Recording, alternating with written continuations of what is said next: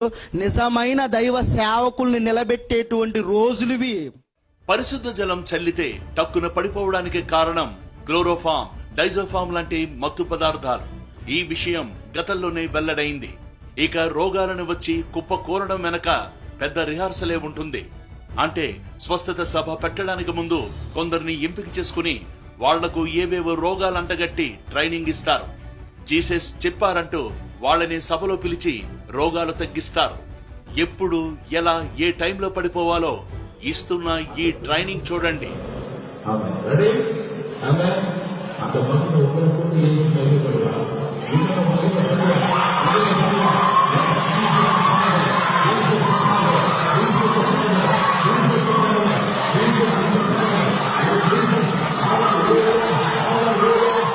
నేను ప్రేయర్ చేసిన ప్రేయరాలు తీసుకెళ్లి కిడ్నీ మీద రాయగా ఆయనలో చేంజ్ రావటం ప్రారంభమైంది.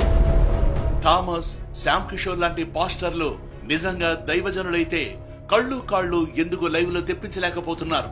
అడిగితే అరుస్తారు, తరిమేస్తారు. ఎందుకు? బండారం బయటపడుతుందనా?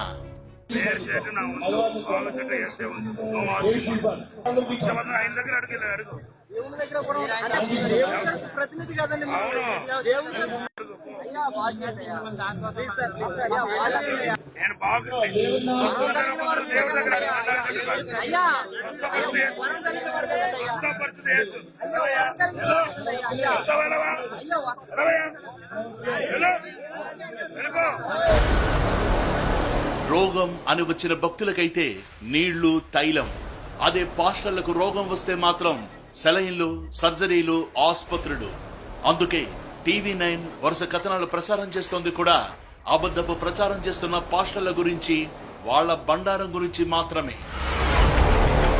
క్రైస్తవం ఇతరులకు సేవ, సాయం చేయమనే చెప్తోంది. అందుకే అనేక చారిటీ సంస్థలు, మిషనరీ ఆసుపత్రులు వెలిశాయి. కులమతాలకు అతీతంగా పేదలకు వైద్యం చేస్తున్నాయి. అత్యాధునిక పరికరాలతో ట్రీట్మెంట్ అందిస్తున్నాయి. ఒకవేళ పరిశుద్ధ జలానికి, ప్రార్థనా తైలానికి, కర్చీఫులకు రోగాలు తగ్గితే ఈ ఆసుపత్రులెందుకు? ఈ మాత్రం లాజిక్ చాలదా కొందరు పాస్టర్లు దోచుకుంటున్నారని చెప్పడానికి? అంతెందుకు, సెయింట్ హోదా దక్కించుకున్న మాతృమూర్తి మదర్ తెరీసా చేసింది కూడా సేవ, సాయమే. నన్గా జీవిత